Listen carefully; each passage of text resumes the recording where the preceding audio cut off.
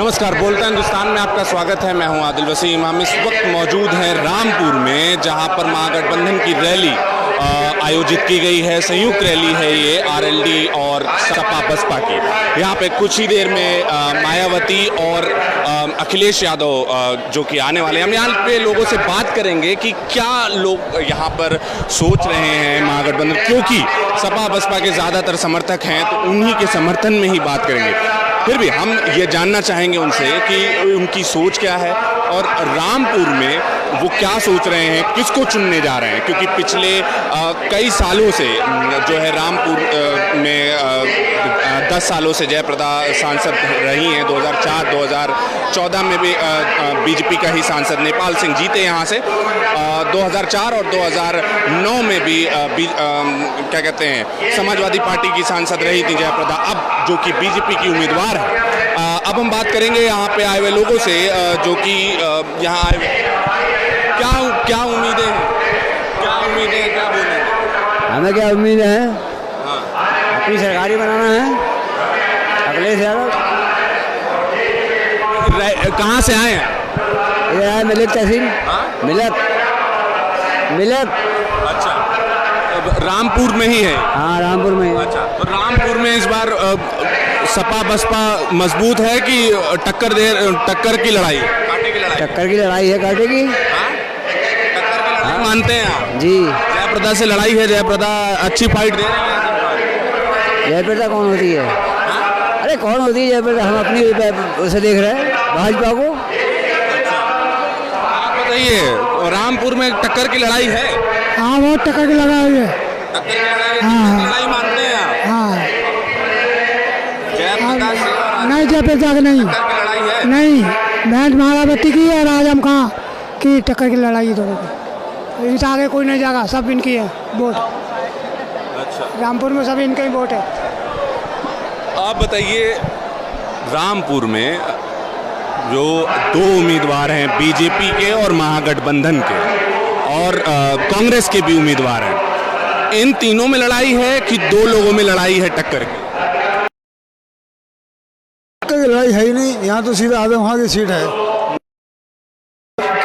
आज या इससे पहले कभी भी आजम खां की सीट रही है, कभी हुई नहीं है। दूसरा रिकॉर्ड दिखा दीजिए आप कि कोई और आया हो इनके मुकाबले में या किसी ने काम करा हो। अच्छा, मुकाबला किसी से नहीं, इसे one seats issue, that is Sapa या गठबंधन जो भी है। अच्छा, पिछली बार लोकसभा चुनाव में पहली बार ऐसा हुआ था कि कोई भी मुस्लिम सांसद लहर ले गए और वादे जब नहीं हुए तो लहर टूट गई। ये हुआ, जो लहर थी उसके अपोजिट जाएगा। क्यों लगता है कि लोग महागठबंधन पे भरोसा ज्यादा करेंगे और बीजेपी को नकार देंगे? आपको क्यों ये ऐसा लग रहा है? वजह यह है कि वादे किए जाते हैं, कुछ टूट जाते हैं। इन्होंने सारे वादे तोड़ दिए, एक वादा कायदे का पूरा नहीं किया। अगर कोई और पार्टी आती है तो वो अगर 10 वादे करती तो कम से कम 8 वादे पूरा करती है। 2 किसी वजह से नहीं हो पाते। इनके तो 10 के 10 नाकार गए, सारे वादे जीरो आ गया इनका लेवल। इनके वादों का जीरो आ गया। ये 5 वादे, 10 में 5 वादे पूरे करते तो कुछ समझ में आता। इनके वादे तो सारे वोट बटोरने वाले थे। आप रामपुर से ही हैं? रामपुर में पिछले करीब 3 बार, एक बार पिछली बार नेपाल सिंह जीत के आए, वो यहाँ से सांसद बने, उससे पहले जयप्रदा सांसद थे। रामपुर का कितना विकास हो पाया है और क्या है रामपुर की सूरत हाल? साहब, विकास हो ना हो लेकिन लोगों को आत्मविश्वास होना चाहिए घर कि अपने घर में सुकून से तो रह सके। तो यहाँ पे किसी और ने अगर आके विकास नहीं किया तो कम से कम सपा के काल में लोग सुकून से बिजली और पानी और जो भी था, भले कारोबार कम था लेकिन वो तो नहीं था कि अफरा तफरी मची हुई है जैसे अभी पिछले 4 सालों में अफरा तफरी मची हुई थी। सपा के कार्यकाल में लोगों ने बहुत सुकून से सांस ली, हर काम में दिल से किया। कोई रिश्वतखोरी ये सब नहीं था और कोई मारामारी नहीं थी, किसी की ज़मीन कोई हड़प नहीं रहा या कोई ऐसा कुछ नहीं चल रहा था। वहाँ इंसाफ था सपा के उसमें। आप क्योंकि आजम खान के समर्थन में आए हुए हैं, तो एक आजम खान पर पिछले कई दिनों से एक आरोप लग रहा है। रामपुर का जो रहने वाला है वो जब खबरें देख रहा है आजम खान के बारे में इस तरीके की, उसके दिमाग में क्या चल रहा है वो हमको रामपुर का आदमी आजम खां को देख के सेफ महसूस करता है कि ये हमारे बात सुनेंगे, ये उसको ऊपर कार्रवाई। मीडिया में जो तस्वीरें दिखाई जा रही हैं, जो बताई जा रही हैं, जो पेश की जा रही हैं, वो तो आजम खां के विरोध में ऊपर से बड़े बड़े लोग जो हैं वो खिलाफ हैं, जिसकी वजह से ये सब उनके पर आरोप लग रहे हैं कि ये एक ऐसा आदमी है जो मुकाबला करने की जुर्रत करता है, और कोई तो मुकाबला क्या खड़ा भी नहीं हो पाता, ये जुर्रत करता है मुकाबला करने की। इसको बोलना भी आता है, इसको समझ है कि किस लॉजिक से बोलना चाहिए। बस जिस बयान पे जो बवाल मचा वो जो जिस बयान सफाई दी होगी, जिन्होंने बयान दिया उन्होंने सफाई दी होगी, मुझे नहीं पता क्या बयान दिया। मैं आपको बता दे रहा हूँ, उन्होंने कुछ ऐसा कहा था जिसमें नाम नहीं लिया गया था। कोई बात नहीं, अगर उन्होंने कोई बयान दिया तो यहाँ तो मुख्यमंत्री ने भी बयान दिया, उनका भी काम 48 घंटे के लिए हो गया। नहीं, मैं बस आपसे ये पूछना चाहता हूँ कि जो इमेज बनाई जा रही है, क्या वैसा असल में सच है कि वो एकदम अलग? आजम खां के लिए इसलिए इमेज बनाई जा रही है कि ये क्लियर कट पार्टी जीत रही है, तो इनको कैसे हराया जाए, तो इधर उधर से कुछ तो लालचन लगाएंगे ना, तभी तो वो नेगेटिव जाएंगे, इसलिए उनके खिलाफ ये आरोप लगाते रहते हैं। जो भी है प्रशासन है वो, तो वो क्लियर कट पार्टी होने की वजह से तो उनको लगेगा ही, जो आदमी जीत रहा है उसके खिलाफ तो लोग खड़े होंगे ही, इसलिए उनको मैं समझता हूँ कि वो स्वाभाविक है, लेकिन वो स्ट्रॉन्ग पर्सन है, he will win in all the way. हमारे दर्शकों को ज़रा ये बताइएगा कि आज़म खान के जितने भी दिन वो यहाँ से उन्होंने शासन चलाया, सरकार में रहे, मंत्री रहे, रामपुर को क्या क्या दिया?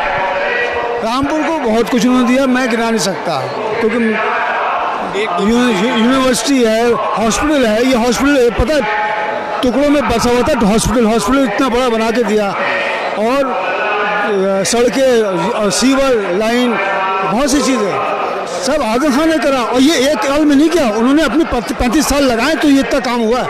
नहीं तो नवाबों का पीरियड देख लीजिए 100 साल का, उसमें क्या काम हुआ? उनमें तो रोडों में चलने के लोग, इंसान भी हम आप नहीं चल सकते थे, आप ऐसे इंटरव्यू नहीं ले सकते थे जो आप आराम से ले रहे हैं आजम खां के, उसमें ये आजम खां की हवा की वजह से ले रहे हैं, नहीं तो नवाबों के टाइम में तो आप कहीं कोने में जाके लेते। भाई बताइए ये कैसी पार्टी है? देश में लोकतंत्र है, हम तो हमको ये बताइए कि 35 साल में ये 2-4 साल में नहीं बदला है, ये आजम खां कैरियर अपना वजन 35 साल से लेके चल रहा है।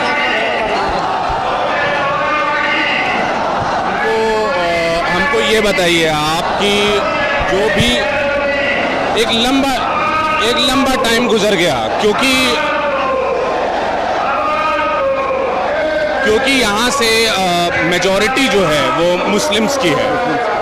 हमको ये बताइए कि एक लंबा टाइम गुजर गया, आखिरी बार जो सांसद थे 1999 में मुख्तार अब्बास नकवी, उसके बाद कोई मुस्लिम सांसद नहीं चुन के आ पाया, इसके पीछे की क्या वजह रही?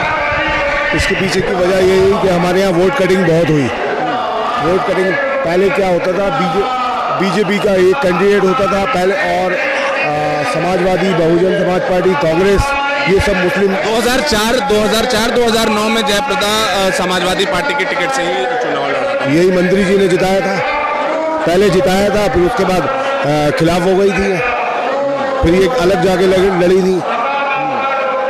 तो उसकी क्या वजह रही कि उसके बाद भी अब 2019 में मौका मिल रहा है 1999 के बाद कि कोई मुस्लिम कैंडिडेट? हमारा समाजवादी का बंदा अगर बीजेपी में शामिल हो जाए तो ऐसे कैसे हो सकता है कि समाजवादी उसे सपोर्ट करे? सवाल ही नहीं उठता। बीजेपी को तो समाजवादी सपोर्ट कर ही नहीं सकती। हम लोग तो आज से मेरा पहला वोट 95 में आया था, मैं 95 से समाजवादी के साथ हूँ, जिसकी वजह यह है कि रामपुर का विकास, जितना भी रामपुर में विकास हुआ है सब मोहम्मद आजम खान ने कराया और किसी ने नहीं कराया। तस्वीर तो कुछ और पेश की जा रही है, झूठ ही है, सब झूठ है, सारा सब कुछ झूठ है। जितना मंत्री जी ने किया इस शहर के लिए कोई नहीं कर सकता, शायद कोई आने वाले टाइम में भी नहीं कर पाएगा। आपके ठीक बगल में खड़े हैं बहुजन समाज पार्टी। महागठबंधन मजबूत हो रहा है उत्तर प्रदेश में कि टक्कर कांटे की लड़ाई है? महागठबंधन से किसी दूसरी पार्टी की कोई लड़ाई नहीं है, कोई लड़ाई नहीं है। महागठबंधन मजबूत है, एक तरफा है, सारी सीटें महागठबंधन की आएंगी। भारतीय जनता पार्टी का यहाँ से सफाया हो जाएगा बिल्कुल। उत्तर प्रदेश से भारतीय जनता पार्टी का सफाया करना है, इसलिए ये महागठबंधन बहुत मजबूत है, बहुत ज्यादा मजबूत है। भारतीय जनता पार्टी का यहाँ से पत्ता साफ होना है। एक भी सीट भारतीय जनता पार्टी के खाते में उत्तर प्रदेश से नहीं है। अच्छा, एक और सवाल उठाया जाता है, दोनों लोगों से ये सवाल है, ये गठबंधन टिकेगा कब तक? ये सवाल बहुत आम है, आप लोगों ने सुना भी होगा। ये हमारे बड़े ये गठबंधन एक विचारधारा का गठबंधन है, ये गठबंधन दिलों का गठबंधन है, ये ऐसी विचारधारा का गठबंधन है जिसमें बहुजन समाज और समाजवादी पार्टी के सभी पदाधिकारी व जनता का गठबंधन है ये। और ये गठबंधन आगे तक, ये गठबंधन हमेशा गठबंधन रहेगा और प्रधान से लेकर प्रधानमंत्री तक इस गठबंधन का रहेगा। क्या उम्मीदें हैं? यूपी में कितनी सीटें गठबंधन ला सकता है, आपको क्या लगता है? मैक्सिमम। आपने लाल और आपने नीली टोपी पहनी हुई है और इसलिए संख्या भी ज्यादा बताएंगे, तो आप बता दीजिए पहले ही। हमारा मानना है कि हम 70 से भी ज्यादा सीटें जीतेंगे। आप बता दीजिए। जितने प्रत्याशी हमारे खड़े हुए हैं 74 सीटें, 74 गठबंधन लाएगा, 74 सीटें गठबंधन की जीतेंगी, सभी सीटें गठबंधन की जीतेंगी। और उत्तर प्रदेश ही नहीं, उत्तर प्रदेश के बाहर भी 10 राज्यों में बहुजन समाज पार्टी और समाजवादी पार्टी का गठबंधन है, ये महागठबंधन है। जहां से भी प्रत्याशी खड़े हुए हैं सभी जगह से सीटें हमारी जीतेंगी और बहन कुमारी मायावती जी इस देश की प्रधानमंत्री बनेंगी। तो 74 प्लस का तो आइडिया बीजेपी से आया है, बीजेपी का क्या? वो मुंगेरी लाल के सपने हैं, अब कुछ नहीं मिलता। जो यूपी ने पहले 73 सीट दे दी उन्हें, हम नहीं मिल पाएंगे उन्हें। क्यों? ऐसा क्यों है? काम ही नहीं हुआ, विकास ही नहीं किया, सब झूठे वादे। वो तो कहते हैं एलपीजी सिलेंडर दिया हमने, नहीं, सब झूठ, सब किताबी बातें हैं ये। बताइए आप।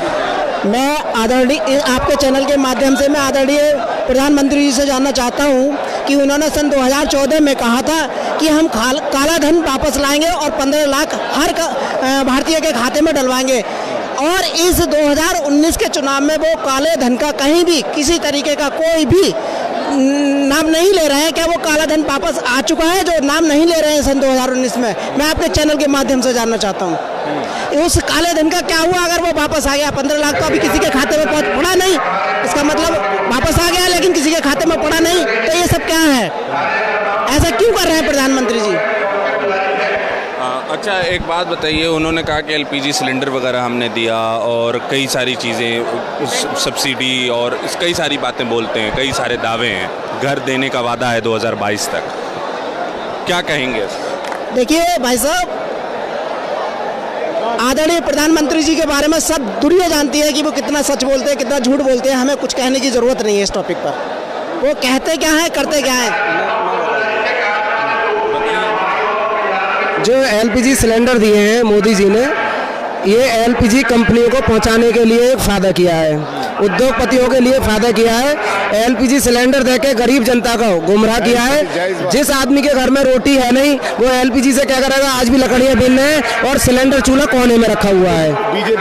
बीजेपी सरकार ने उत्तर प्रदेश, पूरी इंडिया की सरकार थी, लेकिन वो ना इंडिया की सरकार बनी, ना उत्तर प्रदेश की सरकार बनी। वो नीरव मोदी की सरकार थी और अनिल अंबानी की सरकार थी और मुकेश अंबानी की सरकार थी। बीजेपी सरकार बिल्कुल फेल हुई है।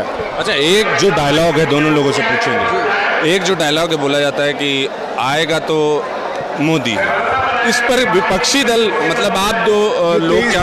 ये 23 मई पूरे देश को जी आप जो पूछ रहे हैं ना कि आएगा तो मोदी, लेकिन उन्होंने कभी आगे का सेंटेंस नहीं बोला और ना ही आपने सुना होगा कि आएगा तो मोदी। मतलब उनका कहने का मतलब क्या है? आएगा तो मोदी ही, लेकिन सड़क पे। कहाँ पे?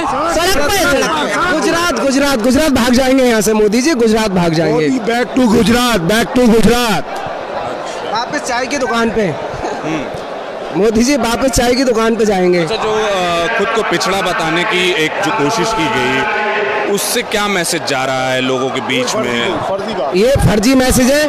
पिछड़ा वर्ग बहुजन समाज पार्टी और समाजवादी पार्टी के साथ है। पिछड़ा वर्ग को भारतीय जनता पार्टी ने धोखा देने का काम किया है और गुमराह किया है, क्योंकि पिछड़ा वर्ग का कोई मतलब, पिछड़ा वर्ग का कोई मान सम्मान नहीं है भारतीय जनता पार्टी में। वो हिंदू के नाम पे और मुस्लिम के नाम पे बहकाते हैं सिर्फ, और कुछ नहीं है। उनका एक जुमला है, झूठा वादा है, और पिछड़ों को धोखा दिया है उन्होंने। पिछड़े, मुस्लिम, अल्पसंख्यक, दलित सबको गुमराह करने का काम किया है भारतीय जनता पार्टी। चंद लोगों की, मात्र आधे %, देश में आधे % लोगों को की सरकार है, आधे % लोगों के इशारे पे चलती है, जो देश के आधे % उद्योगपति हैं। पिछड़ा वर्ग का उन्होंने सिर्फ यूज किया है। पिछले इलेक्शन में उन्होंने पिछड़ा वर्ग के नाम पर मौर्य कुशवाहा सैनी शाक्य समाज का वोट लिया था कि केशव प्रसाद मौर्य जी को वो उत्तर प्रदेश का मुख्यमंत्री बनाएंगे। लेकिन जब मुख्यमंत्री की बनाने की बात आई तो आपने देखा था कि किस तरीके से ऐसी ओबीसी के समाज को छल किया और एक ऐसे समाज के व्यक्ति को ला करके उन्होंने मुख्यमंत्री बना दिया जो मठाधीश थे, जो भगवान की राम की सेवा में लीन थे। लेकिन वो उस भगवान राम जी को छोड़ करके और वो इस मुख्यमंत्री की कुर्सी पर पधार गए। कहने का मतलब ये कि पिछड़ों को क्या हमेशा धोखा दिया गया? सिर्फ धोखा दिया गया, लॉलीपॉप दिया गया पिछड़ों को। अगर पिछड़ों के प्रति भारतीय जनता पार्टी के मन में जरा भी मान सम्मान होता तो केशव प्रसाद मौर्य जी को वो मुख्यमंत्री बनाते उत्तर प्रदेश का। ये यहाँ पर लोगों का मत है, जो कि ज़्यादातर लोग इसमें बोल रहे हैं और बातें कर रहे हैं हमसे। और भी लोगों से बात करने की कोशिश करेंगे आगे और आपको इस मामले में अपडेट करते रहेंगे। फिलहाल के लिए आप देख सकते हैं कि यहाँ कितनी भीड़ है महात्मा गांधी स्टेडियम रामपुर के, और साफ साफ देखा जा सकता है कि देवबंद के बाद, आगरा रैली के बाद उसी पूरे उसमें रैली को आयोजित किया गया है और यहाँ पर तीनों ही दल के कार्यकर्ता और नेता मौजूद हैं। हम आपको इस बारे में अपडेट करते रहेंगे। बोलता हिंदुस्तान के लिए